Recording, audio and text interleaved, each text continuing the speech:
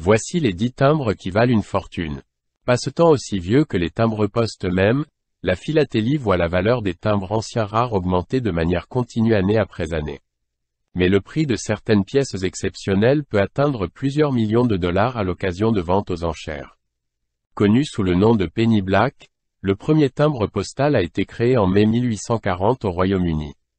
Il n'a pas fallu attendre longtemps pour que les timbres-poste deviennent l'un des objets de collection les plus prisés au monde.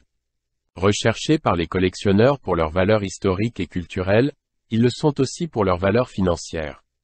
En raison d'erreurs d'impression ou tout simplement du fait de leur rareté, certains sont devenus précieux et valent désormais une véritable fortune. C'est pourquoi les philatélistes espèrent toujours mettre la main sur des spécimens oubliés quelque part dans un grenier ou dans une page d'un vieil album de timbres, héritage de famille. Voici notre sélection de 10 timbres parmi les plus chers au monde. Top 10. Le timbre 1 franc vermillon CRS de France. Plus modeste, le timbre français le plus cher a été vendu 924 000 €, soit 968 000 $, en novembre 2003, lors d'une vente aux enchères organisée par Spink Hebert, à Paris. Il s'agit en réalité d'un bloc de 4 timbres de 1 franc vermillon vif, à l'effigie de Cérès, émis en 1849 et qui comporte un tête-bêche, c'est-à-dire qu'un des timbres a été imprimé à l'envers.